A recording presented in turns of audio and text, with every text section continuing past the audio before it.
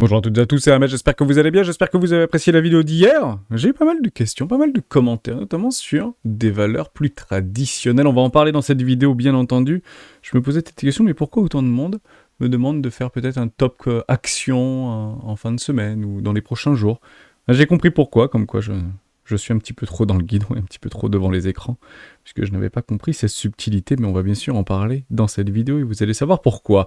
BTC c'est boule, Ethereum c'est boule, on en parle maintenant.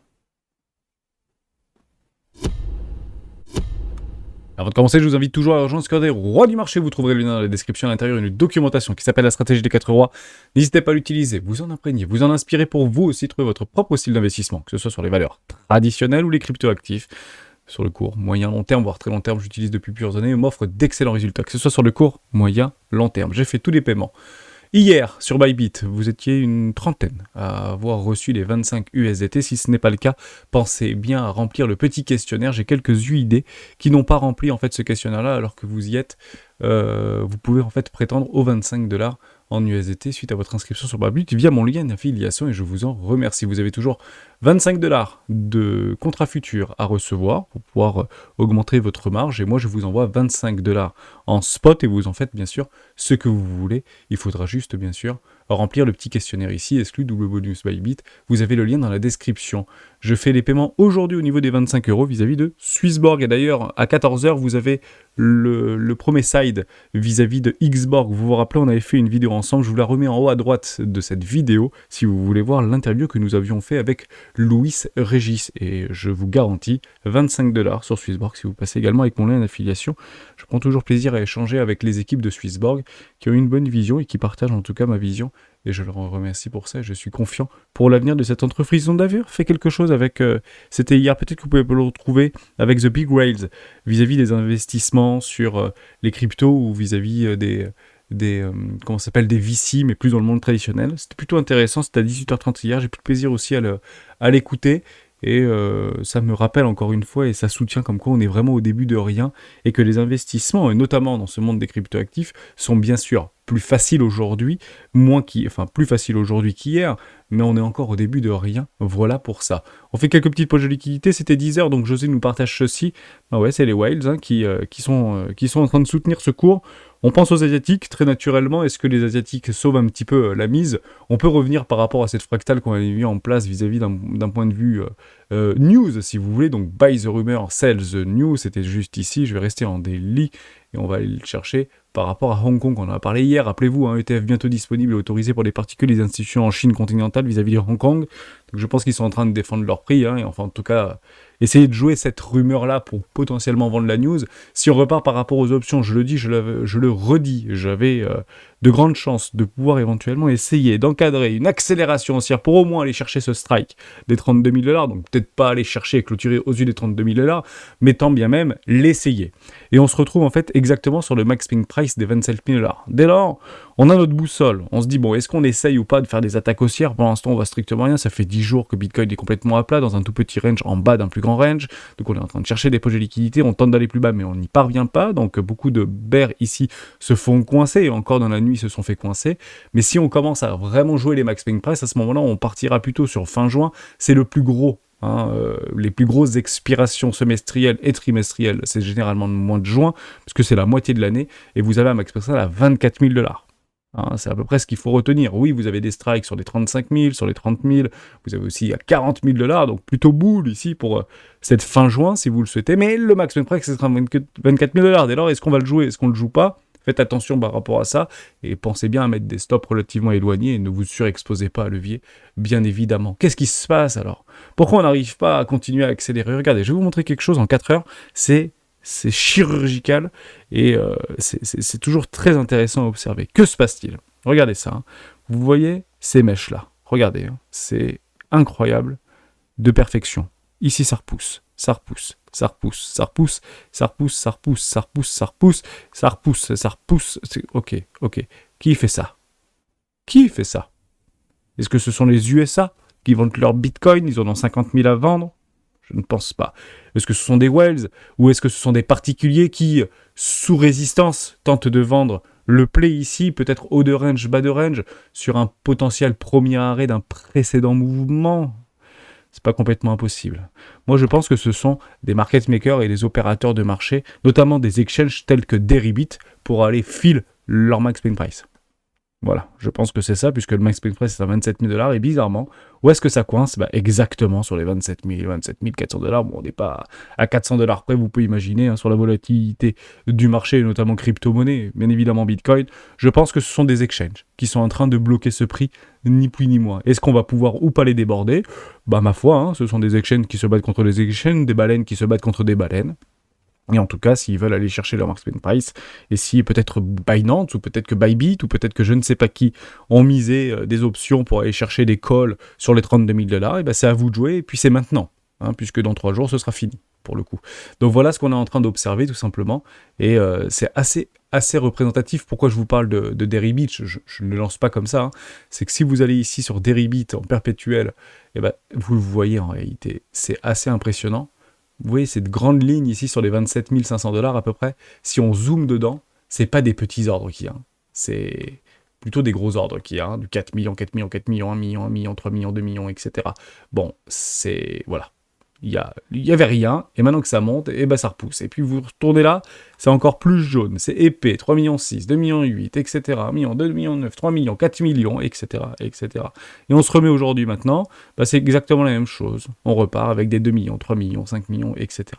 Donc c'est toujours intéressant de l'observer. Bien évidemment qu'il ne va pas vous mettre en fait des ordres limites complètement logiques qui seront peut-être même considérés comme du spoofing. On le voit plutôt au sud actuellement, le spoofing, juste ici d'ailleurs sur les 24 000 $. Vous le voyez également sur Coinbase. Vous avez probablement un petit peu de spoofing sur... Voilà, ici c'est peut-être probablement du spoofing pour pas aller le chercher. On pourra aller le chercher, hein, si on vient chercher le maximum price de fin juin, c'est pas complètement impossible, mais actuellement, il bloque tout simplement. Donc je pense, personnellement, mais encore une fois c'est très personnel, que ce sont des vendeurs, hein, ce sont eux qui émettent en fait ces puts et ces calls, qui souhaitent tout simplement récupérer leur prime. Ils veulent pas lâcher leur prime, et surtout pas faire bénéficier des... centaines de whales pour pouvoir éventuellement rentrer dans leurs frais, bien évidemment. C'est pas du tout leur objectif. Alors, est-ce que ça peut se passer juste après? C'est pas complètement possible, mais après, on ira très probablement chercher aussi le max price, puisque pour ma part, ça reste complètement la boussole. Et alors est-ce que c'est bull, est-ce que c'est bear? Bon, vous avez une contraction qui était sur le RSI en 14 périodes, juste ici, notamment en délire, résolution par le nord, donc c'est plutôt intéressant de l'observer. Juste ici, vous avez une magnifique contraction au niveau du RSI, c'est pas clôturé encore, hein, donc ce n'est que potentiel. Vous étiez ici sur la bougie d'hier, ici sur la bougie actuelle, donc la bougie n'est pas encore clôturée, mais vous aurez une magnifique W dans des W daily ici, plutôt agréable d'observer, donc j'espère que ce sera bien sûr confirmé. On a eu donc une confirmation en amont sur les indicateurs techniques, hein. Maintenant on attend l'acceptation, puis l'accélération sur des plus petites time frames, c'est exactement la même chose, vous avez des magnifiques petites structures qui se sont mises en place, des W dans des W, dans des W, dans des W, dans des W, confirmation, acceptation et potentiellement accélération, c'est pas complètement impossible sur des plus petites time frames, mais généralement si vous êtes range trader ici, on vend les hauts de range et on achète les bas de range, tout simplement on cherche les extrêmes. L'objectif pour nous les bulls, c'est de vous déborder sur ce premier arrêt, tant que le premier arrêt tient, le plus probable qu'est-ce que c'est de faire un nouveau plus bas. Voilà, ni plus ni moins. Donc là effectivement nous avons une pointe d'émotion, si vous voulez. C'est un petit peu ce qu'on est en train d'observer sur Ethereum, c'est la même chose, hein, exactement la même structure, cette même contraction qui a été résolue au nord, c'est juste formidable. Côté order flow, on les voit bien au niveau des asiatiques, d'ailleurs ça a été plutôt sympa à observer dans la nuit, hein. Vous le mettez en une heure ici, une explosion au niveau des open interest, quitte à prendre un petit peu d'argent, autant le faire maintenant, et vous avez ici une augmentation assez franche au niveau de Binance ici, hein. Ça c'est bien Binance, là c'est du BUSD me semble-t-il, au niveau du CVD spot, ici, voilà, j'ai mis BUSD Binance, donc c'est probablement CZ, qui a initié avec ses copains le petit pump ici, on augmente au niveau des open interest, les comptes sont plutôt en short ici, les top traders plutôt en long ici, et des fundings plutôt positifs, hein. Donc on est parti chercher un petit peu de bear qui était un petit peu trop motivé sur support, on évite de vendre les supports bien évidemment, on prend des zones de rechargement de vente logique, et la prochaine se trouve un tout petit peu plus haut, si vous voulez la jouer, vous faites ceci, hein, c'est pas compliqué, hop.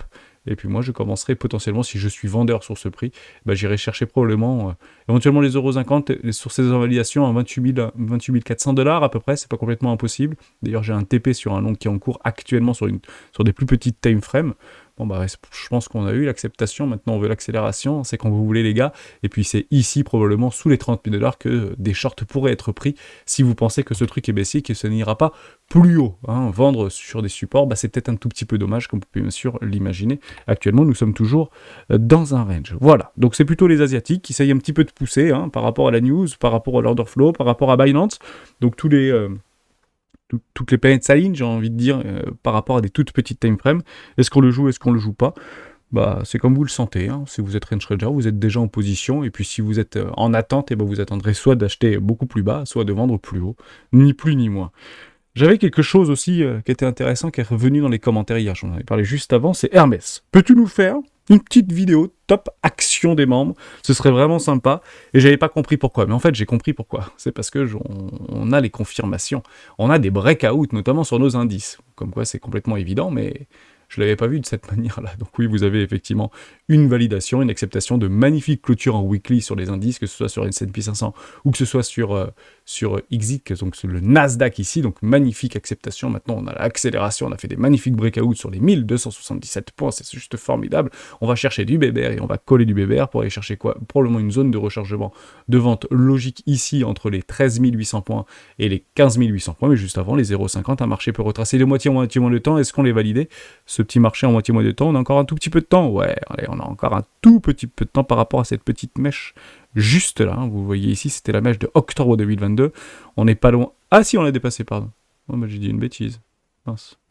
Bon, bah, on est un peu en retard. Est-ce que sur Bitcoin, on serait aussi un petit peu en retard puisqu'on n'est pas encore sur nos 50%? Bah, Gann n'est pas forcé. Ah, mais si, on l'avait fait peut-être avant. Moitié moins de temps et à peu près... Mais sur tout le très grand mouvement, on ne l'a pas fait malheureusement. Donc on tente peut-être de rattraper le temps perdu.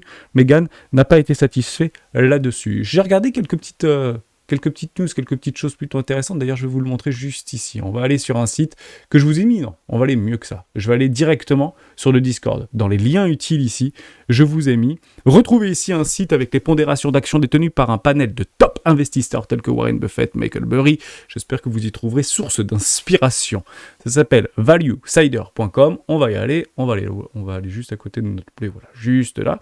Puis on va regarder un petit peu quels sont ces top traders ou ces top investisseurs hein, sur la planète par rapport à leur fonds d'investissement et qu'est-ce qu'ils ont en portefeuille. D'ailleurs, on avait vu ensemble la semaine dernière que Michael Burry, par exemple, avait pris pas mal de calls, notamment sur les valeurs bancaires, sur Silicon Valley Bank, sur First Republic Bank, par exemple, avec actuellement une position à moins 74%, bah, bien évidemment, où il avait pris du Alibaba, etc., hein, et également par rapport à des FUD, notamment sur le parti chinois, qui était en train de démanteler, membre après membre, cette magnifique entreprise géant asiatique, notamment de la vente en ligne, concurrent direct d'Amazon et même de Google probablement réunis, et le parti chinois a décidé peut-être autrement, parce que trop de force, trop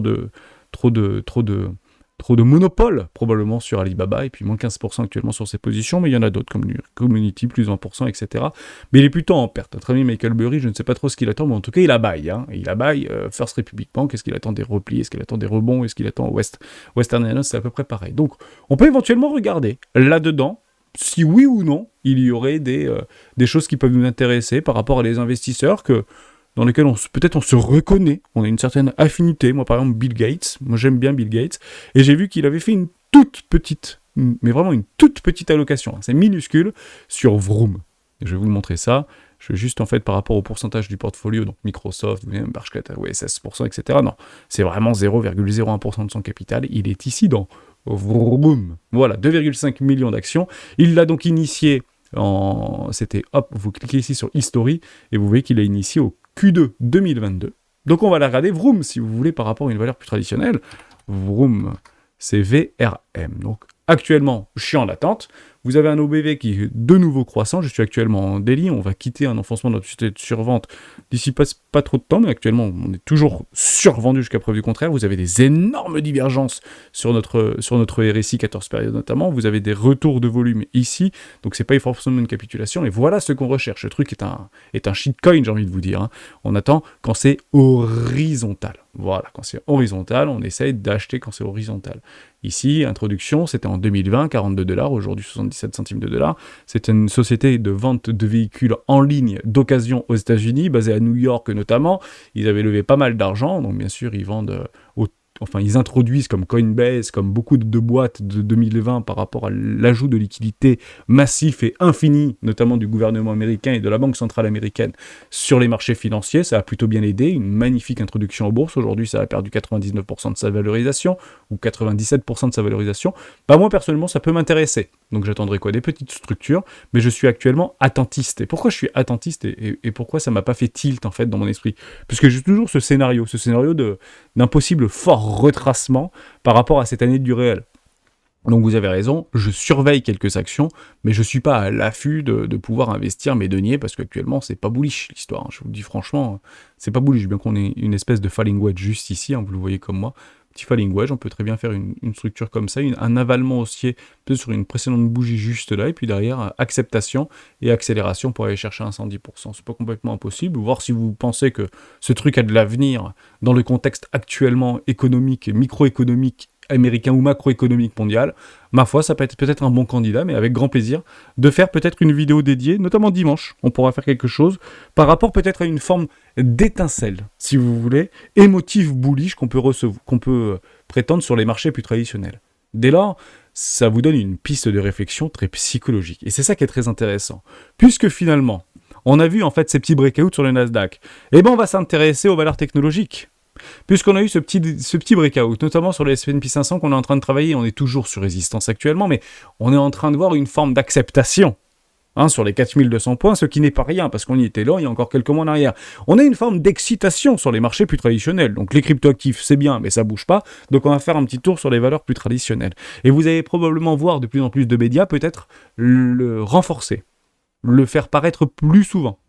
Peut-être pas forcément sur les médias très spécialisés, comme BFM Business, etc. Non, ce qu'on veut voir, c'est du TF1, ce qu'on veut voir, c'est du France 2, ce qu'on veut voir, c'est de la Fox News, ce qu'on veut voir, c'est CBN, ce qu'on veut voir, c'est etc. etc. C'est qu'on veut voir vraiment dans les médias, dans Le Monde, dans les journaux Figaro, etc. Des choses peut-être qui sont plus pour dire, tendez l'oreille par rapport au CAC 40, nouveaux ATH sur CAC 40, est-ce que c'est pas le moment maintenant, la récession est derrière nous, tout va bien dans le meilleur des mondes, l'inflation redescend, c'est peut-être maintenant qu'il faut acheter. Ce sera donc, comprenez-le comme ça, le pire moment pour acheter. Ben oui. Donc on essaye de faire ce type de choses, dans un environnement et dans un sentiment plutôt baissier, qu'on est en train d'observer depuis plusieurs mois maintenant, on va pas se mentir, et qu'on commence à voir en fait des breakouts. Donc on va contre le sentiment, et ça aiguise, si vous voulez, notre sentiment et nos émotions. Et c'est exactement ce qu'il nous faudrait sur le marché crypto. Dès lors, on repart sur Bitcoin. Si vous voyez ceci, vous êtes plutôt bullish ou vous êtes plutôt bearish? On est plutôt bearish. Ben ouais, on est sur des supports, on est en train de mourir. Est-ce qu'on va pas faire ça avec une espèce de BART ici, ou si vous prenez Wake Off, on est en train de faire machin, et le spring, sur les bullish, on va d'abord aller en haut, puis aller en bas. Bon, d'accord, ok, il n'y a pas de problème. Maintenant, je vous pose la question, si on fait ceci, qu'est-ce qu'on fait? On est plutôt bullish, on est plutôt bearish. Et c'est ici qu'il va falloir prendre des profits, croyez-moi, puisqu'on va commencer à envoyer une fois, 2 fois, 3 fois, 4 fois, et les objectifs, ce sera plus 20 000 $, les objectifs, ce sera plus 25 000 $, les objectifs, ce sera 50 000 $ ou 42 000 $. Donc on sera tourné vers la hausse et non pas vers la baisse. Pourquoi? Parce que ça monte. Donc quand ça monte, on voit plutôt les objectifs haussiers, quand ça baisse, on voit plutôt des objectifs baissiers. Évidemment. Ce qu'on est juste en train d'observer actuellement, c'est qu'on pense que ça baisse, mais ça baisse pas. Alors qu'il y a pas mal de FUD, notamment encore une fois de Joe Biden et des Américains. Ils nous shootent en fait Biden depuis des mois et des mois par rapport aux cryptoactifs. Oui, vous pouvez acheter du Bitcoin, mais on vous sauvera pas. Je vous le dis direct, on vous sauvera pas. D'ailleurs, on va embêter tous les exchanges, tout ce que vous voulez. En parlant d'exchange, on parlera d'Indonésie, parce qu'il y a une bonne news qui est passée, et je vous donnerai mon point de vue par rapport à ça. Mais c'est pas à ce moment-là qu'on veut éventuellement acheter. C'est plutôt sur des supports. On achète des creux. C'est ça, les investisseurs, ou les swing traders. Peut-être investisseurs, vous êtes déjà positionné allègrement dans vos technologies. Il n'y a pas de problème avec ça. Mais c'est les creux qu'on achète en tant que swing trader. Et moi, j'achète les creux. Voilà, tout simplement. Je vous pose une autre question. On va prendre Link, par exemple. Link, c'est intéressant, puisque beaucoup en parlent, beaucoup d'influenceurs en parlent, parce que, honnêtement, on pense que c'est une crypto qui a... c'est pas ça que je voulais faire. J'étais là-dedans, j'ai jamais modifié mon truc. Bon, c'est pas très très grave. Ok. Link, c'est en train de faire quoi? C'est en train de complètement latéraliser. Est-ce que ça nous intéresse? Mais oui, ça nous intéresse. C'est formidable. C'est exactement ce qu'on recherche. Mais on n'achète pas. Pourquoi? Parce qu'on est plutôt sur des supports et on n'aime pas chez les supports. Pourquoi? Parce que ça fait peur. Les supports, ça fait peur. On attend ça, et vous avez peut-être raison, mais si ça n'arrive pas, on fait quoi? Bah si ça fait ça, on achète ou pas? Là, ça va aiguiser des émotions. Là, il y aura une forme d'excitation extrême si on voit un truc de plus 80% sur Link. Et si Link le fait, je pense qu'il y en a un paquet qui vont le faire, pour être tout à fait honnête avec vous. Prenez Atom Cosmos. Je vais passer ça comme ça, je garderai un truc propre. Prenez Atom. Atom actuellement, bah c'est pas très sexy. C'est pas la meilleure asset à aller chercher, regardez. Vous avez un magnifique triangle. Actuellement, vous voyez quoi? Actuellement, sur Atom Cosmos, je vais pas prendre la même charte, je vais prendre une autre charte. x3 divisé par 2. Ça va mieux marcher. Non, c'est pas ce que je voulais faire. Atom. Hop. Atom. Divisé par 2, multiplié par 2, c'est comme ça? Non plus, je sais pas, j'ai fait des bêtises. Bon. Alors, ah non, mais là, parce que je suis en USDT. Bon, c'est pas grave, je vais essayer d'aller sur une autre charte. Voilà, on va aller là-dessus. Bon. Atom, qu'est-ce qu'on voit? On voit une espèce de triangle de contraction. Généralement, on suit la tendance de fond. Je suis actuellement en weekly, donc résolution baissière. C'est ça, en fait, qu'on voit actuellement. Donc, on voit ceci. Ceci égale ceci. Maintenant, je vous pose la même question. Donc, c'est pas intéressant d'investir. Mais non, c'est pas intéressant d'investir. Actuellement, on est en train, en plein milieu de la range, peut-être la moins bonne position, mais la zone est excellente. Ne nous y trompons pas. 10 $ pour Atom, la zone est excellente. Si vous voyez ça, si vraiment le truc, il fait une bougie comme ça, vous voyez quoi? On va voir ça. Vous voyez un triangle, et on va voir ceci. Donc, vous êtes là, maintenant. Donc, les gens vont voir quoi? Ils vont voir ça. Ils vont donc voir ça. C'est beaucoup plus aisé d'investir dans ce kiff. Or, personnellement, j'aurais très probablement pris un bon petit 110% là-dedans, ou en tout cas pas très loin, si vous voulez. Par rapport à mon prix lycée. En tout cas, j'y serais pas très éloigné, si vous voulez. Vous comprenez ce que je veux dire? Et c'est exactement ce que beaucoup probablement ont ressenti en voulant me parler d'action. Est-ce que c'est intéressant ou pas d'investir dans l'action? Rien n'a changé. Rien n'a changé par rapport au narratif, par rapport à la ligne du réel, par rapport à l'augmentation au niveau des incidents de paiement, notamment aux États-Unis. Je suis tombé sur quelque chose d'extrêmement intéressant, de Colepi.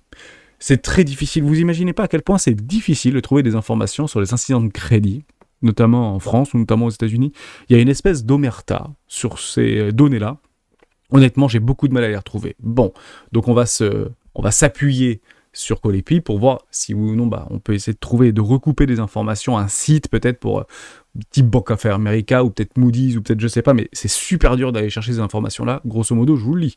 La hausse des taux d'intérêt se heurte à un mur de la dette où les gens ont déjà du mal à payer les factures. Selon une analyse des données d'Equifax par Moody's, près de 25 millions de citoyens américains sont en retard dans les remboursements de leurs cartes de crédit, leurs prêts automobiles ou leurs prêts personnels. Un niveau d'impayé jamais observé depuis 2009. Et on va retourner en 2009. C'est intéressant de l'observer, ça. On va essayer de retourner en 2009. 2009, nous étions ici. J'ai repris ce truc sur l'écris.fr de Bérugé, mais qu'il le fait plus depuis... Enfin, il l'actualise plus, je crois, son site depuis maintenant plusieurs années, mais on garde les photos, donc c'est plutôt intéressant de l'observer. On se replonge en 2009. En 2009, nous étions ici. Voilà les incidents de paiement. On va dire, waouh! Ok. C'est quand même relativement haut. Oui, mais c'est haut par rapport à un historique. Vous voyez ce que je veux dire? Donc si on prend le plus haut de plus haut en 2012 et 2012, que s'est-il passé en 2011 et en 2012? Les marchés étaient haussiers, jusqu'à preuve du contraire. Les marchés étaient haussiers. On a eu la crise des subprimes en 2008, donc nous avons eu un catalyseur, ensemble, un coupable d'incertitude extrême, de peur extrême, qui a quoi, en quelle quantité, vis-à-vis de la titrisation de prêts immobiliers qui a été émis pour des personnes qui ne sont pas solvables, chute au niveau des biens immobiliers, donc crack de la bulle de l'immobilier aux États-Unis. Les gens qui n'étaient pas solvables ne pouvaient pas vendre leur maison, en tout cas les vendaient à un prix inférieur au montant de leur crédit, et ceux qui étaient solvables ne voulaient plus rembourser leur crédit. Pourquoi? Parce que inutile de rembourser un crédit d'une maison qui a déjà perdu 30, 40 ou 50% de sa valeur. Ça n'a pas de sens. Et effectivement, ça n'avait pas de sens. Donc, ça amplifie des phénomènes de crise. Tout est basé, encore une fois, sur la confiance. Dès lors, je comprends pourquoi c'est difficile de trouver ce type d'informations. Parce que si vous lancez des choses à tire-larigot pour dire les incidents de paiement en Europe et aux États-Unis ont dépassé ceux de 2009, ça rassure pas. Et ça rassure pas les gens de dépenser leur pognon. Or, tout est basé sur la dépense et sur la consommation.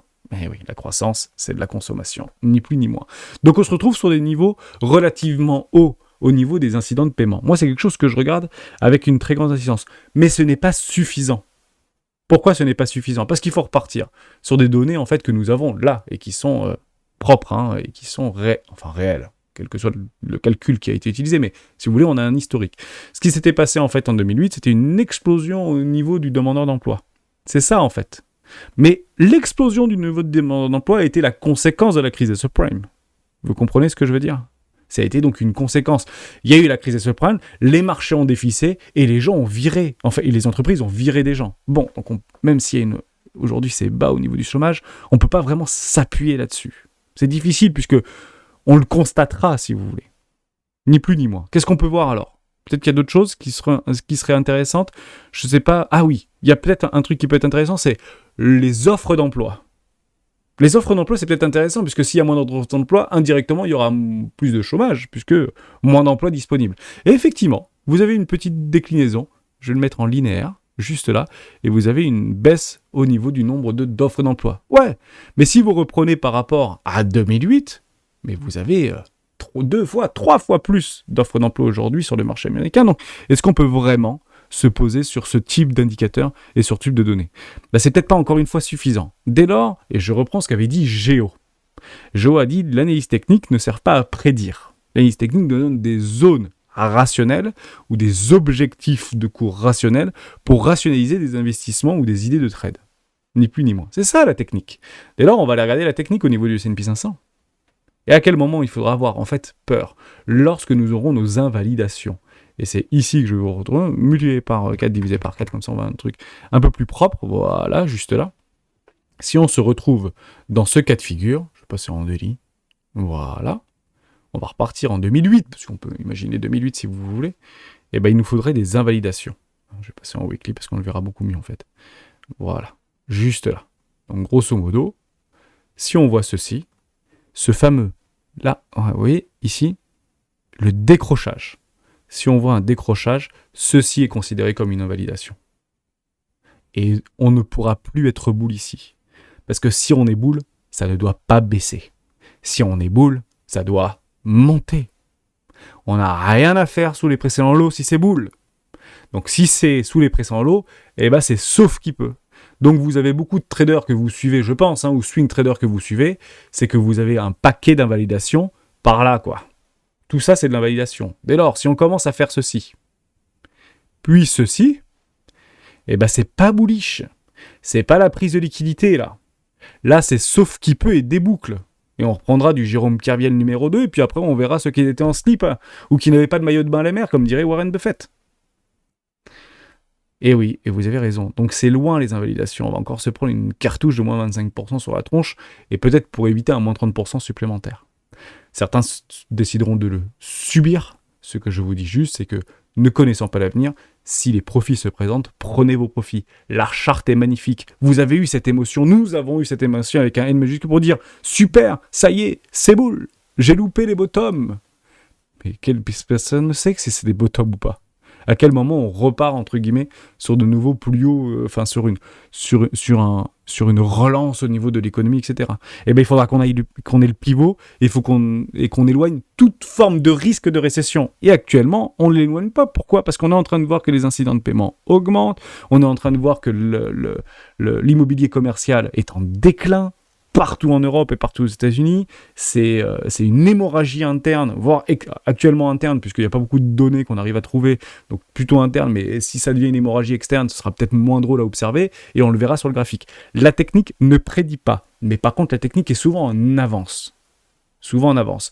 Donc si vous voyez quelque chose comme ceci, c'est que ça débloque sévère les positions, et ne pensez pas que c'est le particulier qui est en train de déboucler les positions. Les particuliers, ils n'ont pas la puissance de faire ça. Et surtout avec le niveau émotionnel qu'on a actuellement, qui s'est déclenché il y a juste quelques jours. Et ben c'est bizarre, mais c'est exactement ce qu'on avait vécu en fait en 2008. Juste là, regardez, j'efface tout, mais on est exactement dans la même situation structurelle par rapport à 2008. Regardez, par rapport au précédent mouvement, on peut faire un espèce de truc du précédent mouvement. Pardon, c'est pas tout ce que je voulais faire. Enfin, on a quasiment une fractale parfaite, en fait. Hein. On vient chercher le premier arrêt, à peu près un premier arrêt de tout le précédent mouvement, formidable. On vient chercher une magnifique structure des W daily dans un magnifique W weekly. Ici, c'est boule. Ça, c'est pas boule. Ok ? Donc maintenant, si vous avez la possibilité ou l'occasion de prendre des profits, prenez des profits. Mais actuellement, je ne regarde pas, moi, les actions, etc. J'attends des structures. Et à quel moment je serai OK, je suis plutôt confiant, lorsqu'on aura le pivot de la Fed, on aura des liquidités, que l'inflation sera revenue potentiellement très proche des 2%, voire un petit peu inférieure aux 2%, et que les estimations des entreprises seront toujours en hausse. Actuellement, on n'a pas tout ça qui est aligné. Toutes les planètes ne sont pas alignées. Mais techniquement, c'est plutôt joli à observer. Et oui, c'est toujours la même chose. Et Bitcoin, ça compte pas. C'est pas parce que les indices pump que tout va bien, et Bitcoin ne pump pas, mais il n'y a pas de corrélation. Bien évidemment. Bitcoin est directement corrélé par rapport à l'ajout de liquidité. Si vous voulez, vous remplissez un verre, vous remplissez un vase, et quand le vase déborde, vous partez du principe que si le vase déborde, c'est les bons du trésor, puis les actifs, puis à risque, puis les obligations entreprises, obligations d'État, puis quand ça commence à déborder, ça part dans les cryptos. Hein, il y a toujours un sens. Donc, parce que vous le voyez augmenter, est-ce que ça veut dire que oui ou pas, les crypto-actifs peuvent augmenter ? Bien évidemment. Ça veut dire qu'on n'est peut-être pas... On n'a pas fini la hausse au niveau des cryptoactifs ou nos cryptoactifs préférés. Mais ce ne sera pas le moment de se surexposer. Ok ? C'est super important. Il faudra donc trouver un énorme catalyseur. Eh oui. Donc ce serait quoi le catalyseur ? Des incidents de paiement en hausse ? Non, ça suffit pas. Défaut de la dette américaine ? Non, on sait, même si ça passe en shutdown, à mon avis, il n'y aura pas de souci. Je pense qu'ils vont trouver un accord sur le fil. Ce serait quoi en fait ce catalyseur ? Pour dire on rentre en récession et il n'y a plus d'espoir pour les marchés financiers. Dites-le moi dans les commentaires. Pour vous, ce serait quoi ? Je suis vraiment intéressé. Faites une pause sur la vidéo et dites-moi quel pourrait être le plus gros catalyseur qui ne donne plus d'espoir aux marchés financiers. Pause, mettez-moi dans les commentaires, ça m'intéresse vraiment. Et je vous donne ma réponse. Troisième guerre mondiale ? Pas forcément. Bombe nucléaire ? C'est cataclysmique, mais les marchés financiers s'en remettront, puisque c'est pas, ça touche pas directement, si vous voulez, les États-Unis d'Amérique. On pourrait éventuellement pricer les conséquences de tout ça, espérant avoir la diplomatie. Moi, j'en ai un, moi. J'ai cherché ce matin, c'est pour ça que la vidéo est sortie un petit peu plus tard. Je me suis un petit peu... j'ai pris beaucoup de recul, je suis parti voir beaucoup d'informations. Vous voyez le nombre de fenêtres que j'ai. J'essaie de trouver des informations cohérentes.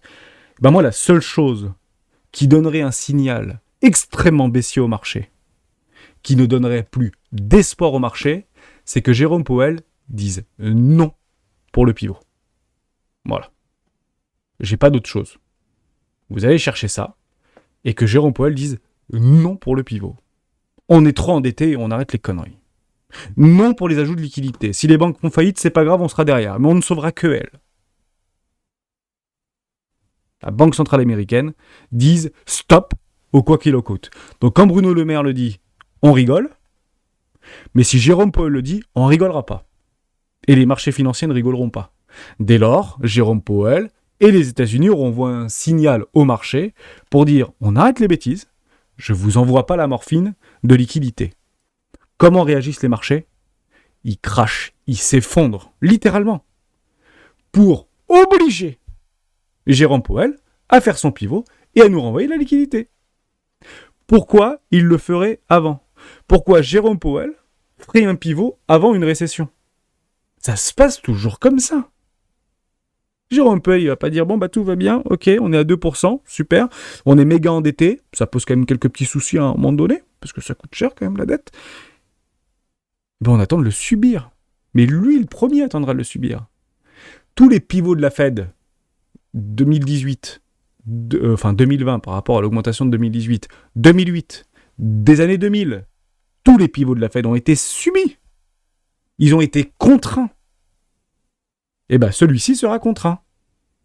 Accrochez vos ceintures et prenez un parachute. On ne sait jamais. Et c'est ce que j'ai dit en fait dans le Discord. Je crois que c'était hier. Je ne sais plus à qui je répondais. En plus, je crois que c'était une forme peut-être un petit peu d'ironie. Et j'ai dit non, mais tu as tout à fait raison. C'est pas une ironie, c'est exactement ça. Voilà, c'était ici. C'était ATH qui nous explique une grosse récession au moment du pivot, lol. Mais c'est exactement ça. le pivot sera potentiellement déclenché par une récession ou une forte dépression. Pourquoi il le ferait avant, en fait ? La dette US, européenne, partout dans les pays du monde, elle est intenable, que ce soit pour les institutions, elle est inacceptable pour le peuple. Et pour nous, Français, c'est inacceptable d'avoir un taux d'endettement à 125%, et l'opinion publique n'est pas d'accord aujourd'hui avec l'augmentation de la dette. Donc, seule une crise, comme une récession par exemple, la feront accepter par l'ensemble du public et par l'ensemble des peuples. Elle sera donc pour moi plus grande, plus vite, plus forte, plus tout ce que vous voulez. C'est qu'on va ouvrir les vannes. Là, actuellement, il faut juste s'imaginer actuellement au niveau de la liquidité sur les marchés financiers, notamment US, parce qu'on regarde beaucoup US. Vous imaginez un barrage. Vous avez beaucoup de films catastrophes sur des barrages qui explosent. C'est exactement la même chose. Vous avez un barrage et actuellement, la Fed a dit, on bloque l'eau. Il n'y a plus d'eau. Non. Donc, soit on pète le barrage, soit ils ouvrent les vannes, et ils ouvrent les vannes sévères, pour envoyer un petit peu d'électricité, si vous voulez, dans la machine. Il faut juste comprendre quelque chose, et je pense que ça, c'est la phrase la plus importante de 2023.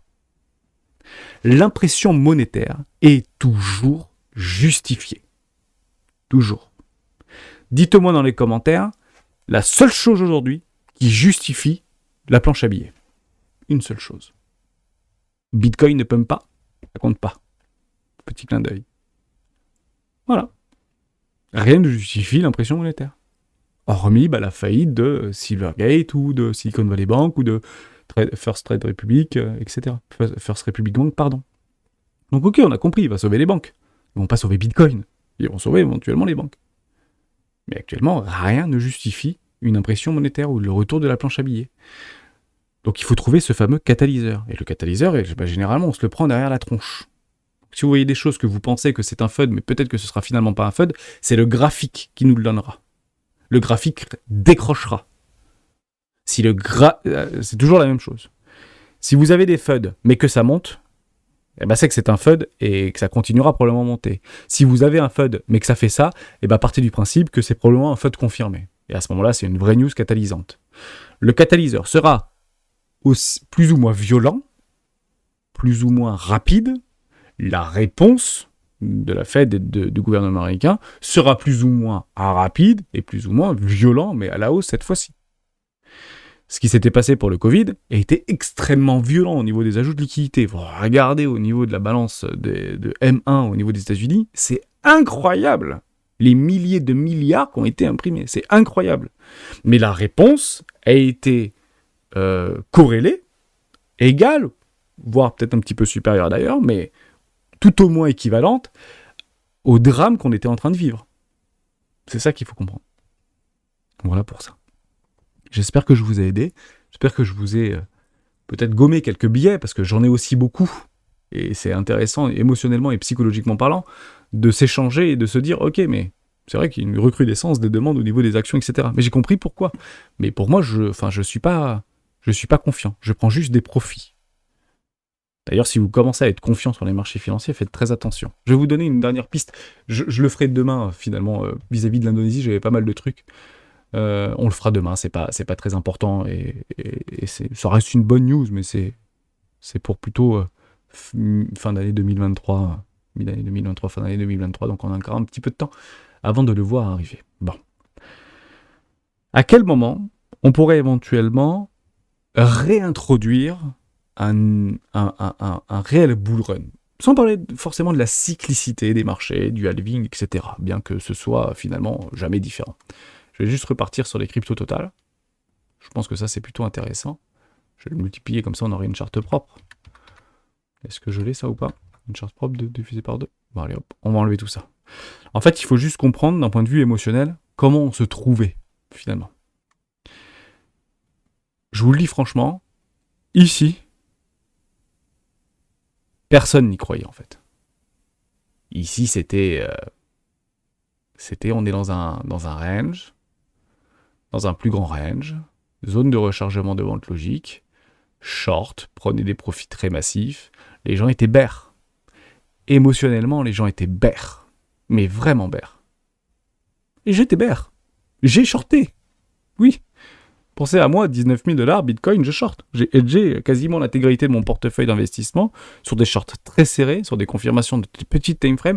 Je me suis fait littéralement rouler dessus. Mais pensez pas que j'étais le seul. On était une majorité à se faire rouler dessus. Vous pensez bien que si tout est boule, on fait pas des trucs comme ça. C'est bien parce que la psychologie était extrêmement baissière à ce moment-là. On était confinés. On ne savait pas si on n'allait pas se transformer en zombies. Avec les nouveaux variants qui finalement n'existaient pas, mais si, nouveaux variants, puisque c'est le professeur qui l'a dit, mais oui, mais Macron il a dit que ça n'existait pas. Oui, mais c'est le comité scientifique. Et c'était quoi ce truc complètement fou? Et on était baissiers en fait. On était bériches parce qu'on avait vécu 2 ans de bear, à ne même plus croire finalement de cet effet d'halving. Et d'ailleurs, un des seuls qui avait dit, mais les gars, il y a l'halving, ça va pump, ne pensez pas que c'est baissier, c'est CoinTips. Reprenez des vidéos par là, de CoinTips. Lui, il était debout sur la table. Il avait rechargé de la Cardano sévère et on lui crachait dessus parce qu'à la Cardano, ça faisait plus rien. Ah. Lui, il a remboursé son crédit maison, je pense, avec son ADA Cardano CoinTips. Très sympathique, influenceur. Voilà pour ça. Avec des idées aussi très arrêtées. Est-ce qu'aujourd'hui, on est majoritairement en train d'être baissier? Est-ce qu'on a eu une fracture ouverte comme quoi c'est une quasi-certitude que ça doit encore baisser, monter ou baisser? Enfin, vous avez compris l'idée. Non, on est plutôt boule en fait. Alors je suis boule, alors peut-être que j'ai des énormes billets, vous avez raison. Mais honnêtement, le problème c'est que j'y crois à cette troisième flux haussier. J'y crois. Et là, j'y croyais pas au nouveau bull run. Donc il faut à un moment donné, par rapport à ce qu'on lit, par rapport à ce qu'on voit, par rapport à... Et même à ce qu'on croit, que finalement, ok, je le joue, mais je le joue dans la douleur. Je vais jouer la hausse parce que honnêtement, si je suis pas haussier là, je serai jamais haussier, quoi. Je suis pas là depuis 2 ans et demi pour finalement me voir en train de me faire rouler dessus par... Je sais pas, mais... Voilà. Faut qu'on... Voilà. Non, j'y crois pas. J'y crois pas. Je me suis fait rincer tous les stocks, je me suis fait dégommer le troc. On m'avait promis les 12 000 $, ça s'est arrêté à 14 272 $ pile. J'avais tous mes ordres qui étaient placés à 12 000, ils étaient YOLO 12 000 $, je vends ma baraque pour acheter, on n'est pas allé à 12 000 $. Et là, donc, je veux acheter à 12 000 $, je veux acheter à 12 000 $, je veux acheter à 12 000 $. Mais ici, mais croyez-moi qu'on avait tous les gaps qui étaient placés pour dire, moi je rachète à 7 000, moi je rachète à 6 800 $. Moi, je rachète à 3 800 $. On n'a pas comblé le gap, on va y aller. Et d'ailleurs, je vous le dis tout de suite, les V-bottoms sont menés à être retestés. Donc, c'est une accumulation du biais qui faisait que, les V-bottoms sont menés à être retestés. Donc, vous avez 80% de chance, on aime bien parler chiffres en tant qu'influenceur, vous avez 80% de chance de vous retrouver dans une zone de rechargement d'achat. Et c'est donc ici, ce sera l'opportunité d'une vie ou l'opportunité en or. J'y étais là. Et tous ceux qui ont vu ça, ils y étaient là. Pour être tout à fait honnête avec vous, ils y étaient depuis quelques temps d'ailleurs. Parce qu'on était à peu près aussi nombreux, d'un point de vue sentiment et d'un point de vue vue sur YouTube, etc. Ou intérêt sur Google Trends ou sur d'autres indicateurs ou sur Twitter. C'était à peu près la même ambiance, si vous voulez. Ambiance un peu morose ou un petit peu... On se satisfait du minimum. C'est un petit peu l'idée, c'est qu'actuellement on se satisfait du minimum ou de la moindre petite news qui pourrait éventuellement essayer de nous faire un peu plus respirer. Et ici, on a pris beaucoup de profits, parce que beaucoup probablement n'ont pas pris suffisamment de profits ici. C'est normal, à un moment donné, il faut prendre des profits lorsqu'ils se présentent. Mais les fameux V-bottoms sont menés à être retestés, etc. YOLO. Ici, il y aura donc le pivot de la Fed. Ici, il y aura donc un cataclysme, je ne sais pas ce que c'est. Peut-être la Fed qui dit non, et finalement, si elle dit oui, et d'ailleurs il va se faire virer, Jean Powell, j'en sais rien, moi. On peut imaginer tout ce que vous voulez. Et les V-bottoms ne seront très probablement pas retestés si la Fed décide de faire très rapidement son pivot. Plus vite, plus fort, tout ce que vous voulez. Il est là le signal. Donc on n'attend rien de plus actuellement sur les marchés crypto ou tout ce que vous voulez que ce fameux signal de Powell pour dire « Ok, j'ai merdé, je suis allé trop fort, trop vite, trop bas, on rentre en déflation, je renvoie la sauce. » Voilà. J'ouvre les vannes du barrage. Tant qu'il ne fait pas ça, il n'y a rien à espérer pour le moment sur ce marché sur ces marchés crypto. Hormis quelques exceptions, peut-être Ethereum, peut-être Bitcoin. Ouais, Bitcoin, super par rapport à cette idée de défaut de plafond de la dette ou faillite bancaire, etc. Oui, il en profite plutôt pas mal. C'est pas complètement délirant de le jouer. Mais toutes nos petites cryptos préférées, ou même toutes nos petites actions préférées. On parle de Vroom qui perd de l'argent, ça perd un demi-milliard, enfin un demi-milliard par an, ce truc, ça a été introduit en 2020. Mais toutes ces actions-là, même des valeurs plutôt technologiques, etc., ben il faut juste les oublier. Pourquoi ? Parce qu'on est exactement dans le même schéma que les fois précédentes, vis-à-vis de ces fameux valeurs refuges. Qui pump les prix ? Qui pump les indices actuellement ? Bah, c'est les GAFAM. Regardez comme il est pas beau notre indice GAFAM. On vient de s'affranchir du premier arrêt, ça pousse, ça pousse, ça pousse, ça pousse. Mais c'est les GAFAM, et les GAFAM, depuis quand c'est considéré comme des valeurs à risque ? Ça n'a jamais été des valeurs à risque. Les GAFAM. GAFAM, c'est des valeurs refuges, bien évidemment. Il y a aucun risque sur les GAFAM. Aucun. Ça n'a jamais perdu 25, 30, 40% de sa valorisation en l'espace de 2 semaines. Bien évidemment que non. Mais vous comprenez un petit peu. C'est ça qui est en train de pumper les indices. Parce qu'on est en train de voir des breakouts. C'est très positif. Qu'est-ce qu'on fait ? Je suis un nouveau rentrant sur ce marché traditionnel. J'ai un petit peu d'argent que j'ai accumulé depuis les 2 dernières années parce que c'était difficile et j'ai mis de l'argent de côté par rapport à la guerre en Ukraine, par rapport à la guerre en Europe, un petit peu partout sur la planète. C'est difficile psychologiquement, et quand psychologiquement c'est difficile, bah vous avez tendance à économiser ou à épargner. Et quand ça commence à tout petit peu avoir des jolies choses, parce que vous avez pu vous renseigner, que vous voyez les breakouts haussiers, vous investissez dans quoi en premier ? Ben vous investissez dans Apple, dans Amazon, dans Tesla, voilà. Et dans Microsoft. Dans les GAFAM. Parce qu'on vous a vendu depuis 2020 ou depuis 2018 que ce sont des valeurs refuges. Les gens, ils n'ont pas oublié. Ceux qui ne sont pas rentrés en 2020 sur les marchés traditionnels n'ont pas oublié le message qui a été donné. Et ce message est juste formidable. Regardez, mais prenez Apple. C'est magnifique, Apple. Vous avez 60%, 400, j'ai vu une news passer, plus de 400 analystes financiers et de banques, hein, donc payés d'ailleurs pour dire ça, sont achats renforcés sur Apple. 60% des 400 sont achats renforcés. Il est urgent d'acheter. Ah ouais, il est urgent d'acheter les sommets. Ah bon ? Ok, mais pour l'instant ça pousse. Donc c'est plutôt pas mal. Dès lors, si on pousse, qui va acheter ça là ? Qui va acheter les UT, les UTA ? C'est le public, ni plus ni moins.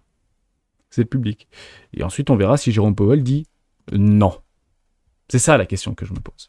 C'est ça la question que je me dis, et je vois pas d'autres catalyseurs en fait. Aujourd'hui. Mais peut-être qu'il y aura autre chose que je ne connais pas. Dès lors, je le subirai. La technique nous donnera très probablement le signal.